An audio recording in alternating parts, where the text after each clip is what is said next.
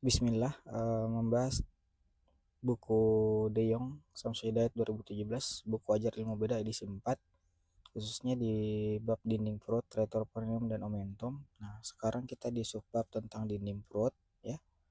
Nah, itu dinding perut. Nah, kita akan bahas materi kali ini yaitu salah satu penyakit dinding perut berupa hematoma rectus ya, seperti itu. Jadi kelainan dinding perut itu ada kelainan kongenital ya, hematoma rectus sama tumor dismoid juga bisa.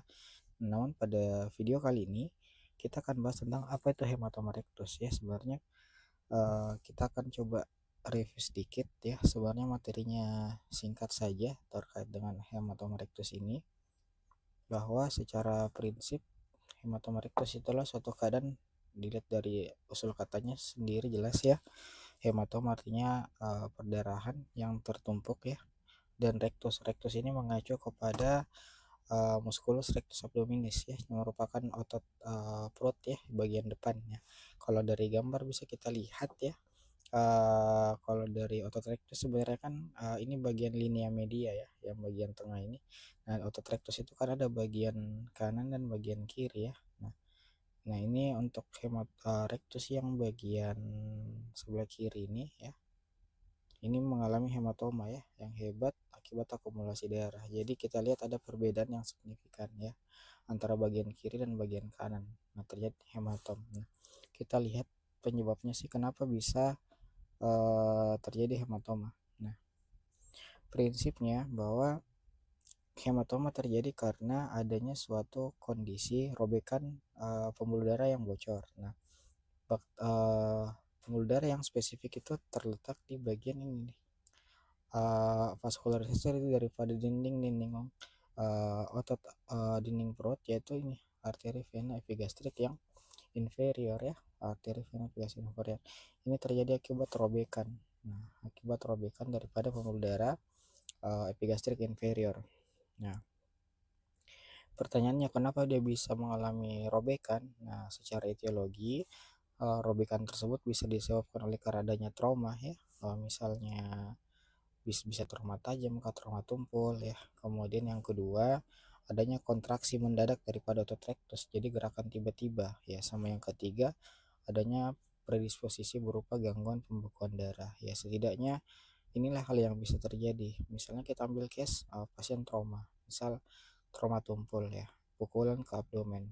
Nah, bisa yang misalnya sampai mencederai arteri vena epigastrik inferior sehingga terjadi ruptur pembuluh darah. Akibatnya ruptur pembuluh darah tersebut menyebabkan akumulasi perdarahan di sarung otot rectus. Nah, kemudian yang perlu jadi perhatian bahwa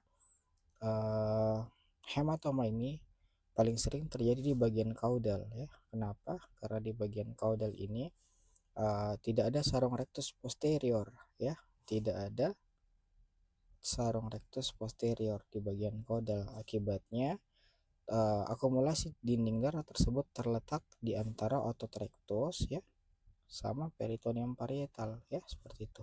Jadi kalau dilihat gambarnya, jadi ya dinding perut langsung ya, otot rectus ya, sama peritoneum yang parietal ya,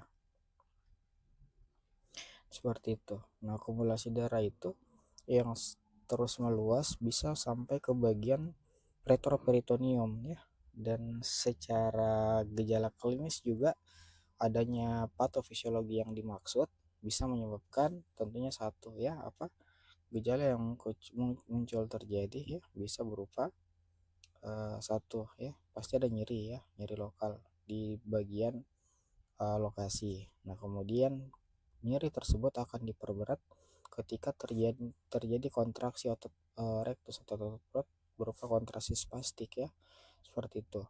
Nah, kemudian apalagi bisa juga nyerinya tambah hebat ketika sudah menyebabkan ini rangsangan peritoneum ya.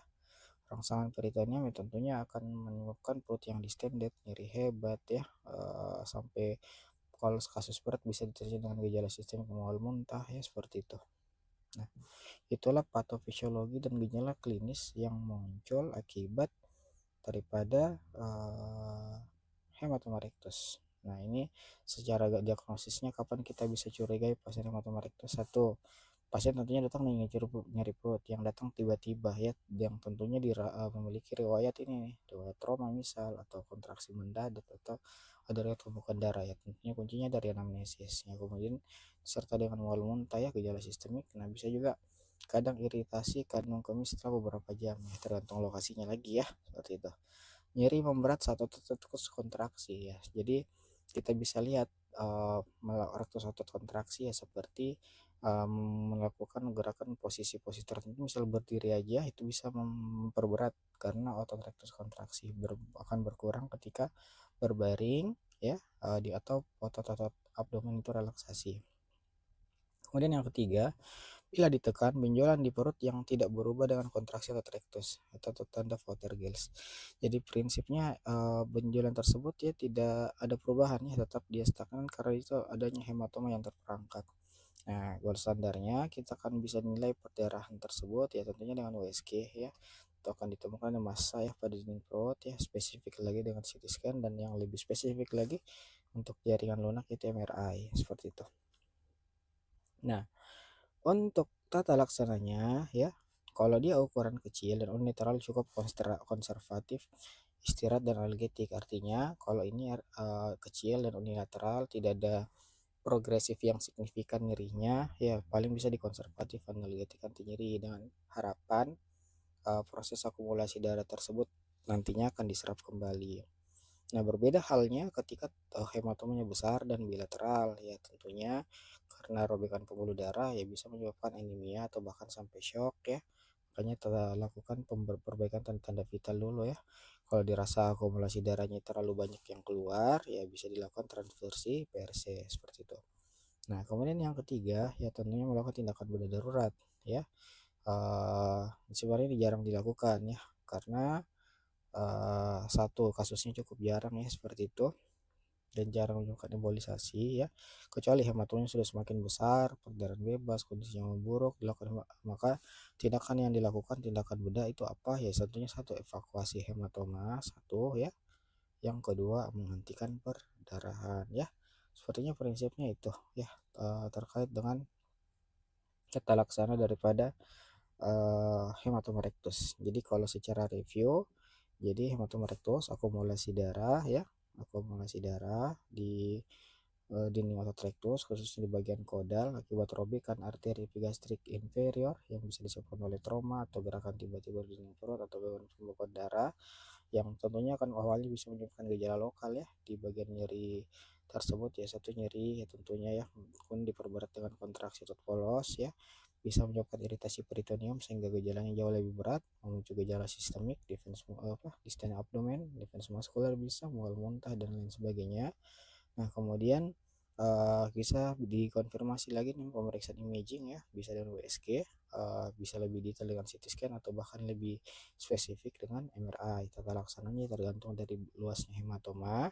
Ya kalau hematomanya kecil dengan harapan bisa dilakukan antifagositosis atau penyerapan ya, tentunya cukup dilakukan konservatif ya, selama perdarahannya tidak membesar dan berhenti ya, ukurannya kecil ya cukup dikonservatif dengan pemberian analgetik. Berbeda halnya kalau misal jumlahnya besar bilateral kedua sisi. Nah, ini tentunya kita evaluasi dulu kondisi klinisnya ya. Kalau yang udah perdarahan, resusitasi dengan transfusi versi dan sebagainya. Nah, kalau kondisinya sudah berat sampai bisa menyebabkan shock atau perdarahan tidak berhenti, hematoma semakin besar, nah ini akan dilakukan tindakan eksploratif ya, dengan tujuan untuk evakuasi hematoma yang terperangkap serta menghentikan perdarahan seperti itu ya. Demikian terkait dengan hematoma rectus.